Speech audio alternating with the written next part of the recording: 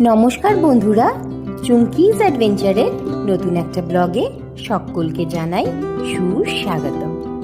আজকে পালুর স্কুল ছুটি, তো বেরিয়েছি আমরা একটু আউটিংয়ে, একটা ছোট্ট ডে আউটিং। এসেছি আমরা মহিষাদল রাজবাড়ি। এই রাজবাড়িটা আমাদের প্রথমবার, আর রাজবাড়ি ঘুরতে আমার ভীষণ ভালোও লাগে। তাই জন্য আমাদের আজকে ডেস্টিনেশন ছিল মহিষাদল রাজবাড়ি। আর দেখাই তোমাদের, দাঁড়িয়েছি একদম টিকিট কাউন্টারের অপোজিটে। এই যে টিকিট কাউন্টারটা, পার হেড টিকিট এখানে 20 টাকা করে। চলো আস্তে আস্তে এগাই আর তোমাদের সাথে শেয়ার করি আমি যে মহিষাদল রাজবাড়ির ইতিহাসটা জানতে পেরেছি, সেই ইতিহাসটা। মহিষাদল রাজবাড়িটি পূর্ব মেদিনীপুর জেলার এক ঐতিহাসিক রাজপ্রাসাদ। এই রাজবংশের প্রতিষ্ঠাতা ছিলেন জনার্দন উপাধ্যায়। তিনি মুঘল আমলের জমিদার হিসেবে খ্যাতি অর্জন করেছিলেন। এই রাজবাড়িটির সূচনা হয় 1700 শতকে। মুঘল সম্রাটের কাছ থেকে খাজনা আদায়ের দায়িত্ব পেয়ে জনার্দন উপাধ্যায় এই অঞ্চলে শক্তিশালী শাসন ব্যবস্থা গড়ে তোলেন। পরবর্তীতে তার বংশধররা মহিষাদল রাজ্য শাসন করেন। রাজবাড়ির স্থাপত্যে ইউরোপীয় ও বাঙালি শৈলের মিশ্রণ দেখা যায়। প্রাসাদের ভিতরে রয়েছে বড় বড় উঠোন, সুদৃশ্য বারান্দা, খোদাই করা দরজা ও খিলান। রাজবাড়ির পাশেই আছে মন্দির, দিঘি ও উদ্যান। চেষ্টা করব সবই তোমাদের ঘুরে দেখানোর। মহিষাদল রাজবাড়িটি অফিসিয়াল ওয়েবসাইট থেকে বুকিং করা যায়।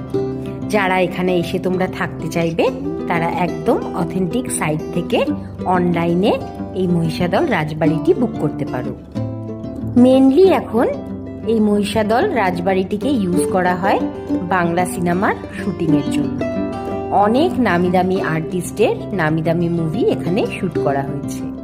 আর দেখো, দেখে মনে হচ্ছে আরও কোনো একটা সিনেমার জন্য সেট রেডি করা হচ্ছে। দর্শন পেলাম মহাদেবের। হয়তো এটা সিনেমার শুটিংয়ের সেটেরই একটা কোনো পার্ট। চোখে পড়লো এই নোটিশটি, 4/1 থেকে 19/1 ফুল বুকিং। মনে হয় যারা এখানে শুটিং করতে আসবেন তারাই এই জায়গাটাকে বুক করে নিয়েছে। মহিষাদল রাজবাড়ি দুর্গাপুজোর জন্য বিশেষভাবে বিখ্যাত। এখানে প্রায় 300 বছরেরও বেশি পুরনো দুর্গাপূজা আজও ঐতিহ্য মেনে অনুষ্ঠিত হয়। পূজার সময় রাজবাড়ি হয়ে ওঠে সংস্কৃতি ও ইতিহাসের মিলনস্থল। বর্তমানে রাজবাড়ির একটি অংশ ঐতিহ্যবাহী হেরিটেজ হোম হিসেবে ব্যবহৃত হয়। পর্যটক ও ইতিহাস প্রেমীদের কাছে এটি একটি গুরুত্বপূর্ণ দর্শনীয় স্থান। এইটা রাজবাড়ির এন্ট্রেন্সটা। সামনে ঢুকেই রাখা আছে দু সাইডে দুটো বড় বড় কামান, আর মাঝখানে একটা ছোট্ট কামান। আর বাইরে দেখলাম একটা বড় কামান রাখা আছে। ক্যামেরা ভেতরে মোটেই অ্যালাউ নেই। ভীষণ ঝামেলা করছে ক্যামেরা অন করলেই। তাও লুকিয়ে চুরিয়ে যেটুকু আনতে পেরেছি সেটাই তোমাদের সাথে শেয়ার করছি। চলো ঘুরে দেখি মিউজিয়ামে কি কি আছে। রাজবাড়িটির নিচের তলাটাতে মিউজিয়ামটা করা আছে। প্রত্যেকটা আলাদা আলাদা রুম করা আছে, আর প্রত্যেকটা আলাদা আলাদা রুমে রাজার ব্যবহৃত জিনিসপত্র রাখা আছে। আর ওপরটা রুমগুলো আছে, সেখানটা যারা বুকিং করবেন তারাই খালি ওপরে উঠতে পারবেন। বাকি জেনারেল পাবলিক যারা শুধু ঘুরতে আসছেন তাদের জন্য ওপরে ওঠা অ্যালাউ নয়। এই ঘরটা ছিল রাজার বৈঠকখানা। এখানেই বসে রাজা সমস্ত গুরুত্বপূর্ণ সিদ্ধান্ত নিতেন। তখনকার দিনের দামি দামি আসবাবপত্র, প্রচুর পুরনো, কিন্তু আজও অত্যন্ত যত্ন করে রাখা আছে। প্রতিটি জিনিসে লুকিয়ে আছে ইতিহাসের ছোঁয়া, যা আজও আমাদের নিয়ে চলে যায় সেই রাজ আমলের দিনের কথা।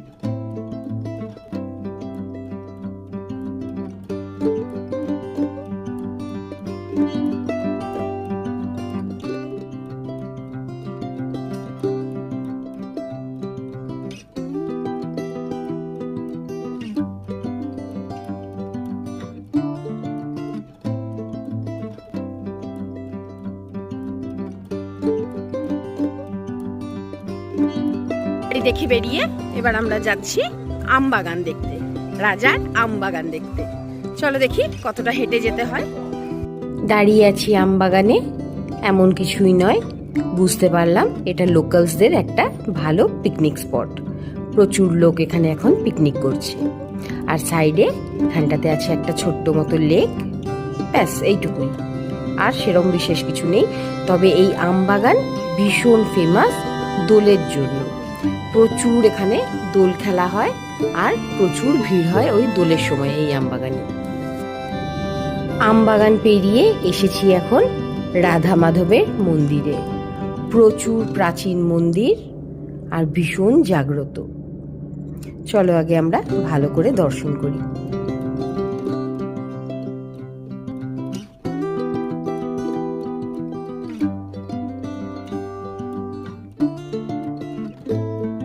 মন্দিরের ভেতরে ক্যামেরা অ্যালাউ নেই, আমাদের দর্শন হয়ে গেছে। এবার যাচ্ছি মন্দিরের পেছন দিকে বহু প্রাচীন এক শিব মন্দির দর্শন করতে, সেই রাজার কালের শিব মন্দির। তবে এই জঙ্গলটাতে প্রচুর সাপের উৎপাত। সেই সাপ পেরিয়ে আমরা যাচ্ছি এখন মহাদেবের দর্শন করতে। চলো নিয়ে যাই তোমাদেরকেও।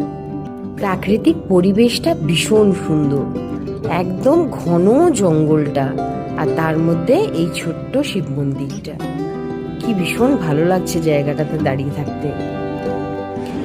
এই জায়গাটা হলো রাজার সিংহদ্বার, তবে পুরোটাই এখন ধ্বংসস্তূপে পরিণত হয়েছে। শুধু তাই নয়, জায়গাটাও ব্লক করা আছে, ভেতরে ঢোকারও কোনো পারমিশন নেই। আর এটা হচ্ছে রাজার কারাগার। তখনকার দিনে এটা ছিল রাজার কারাগার। এখন আর কিছুই নেই, সবই মোটামুটি রুইন্ড। যেটুকু ওই সামনের পার্টটা মেনটেন আছে ওইটুকুই, বাকি পুরো রাজবাড়ি এখন ধ্বংসের মুখে। চলো, আর বিশেষ কিছু নেই, বেরোই এখান থেকে, ফিরবো দুর্গাপুর। ব্লগটা তাহলে আজকে এখানেই শেষ করছি। ব্লগটা ভালো লাগলে একটা লাইক, শেয়ার, কমেন্ট করো। আর হ্যাঁ, সাবস্ক্রাইব আর বেল আইকনটা প্রেস করতে ভুলো না কিন্তু। খুব তাড়াতাড়ি ফিরবো আবার একটা নতুন ব্লগে। টাটা।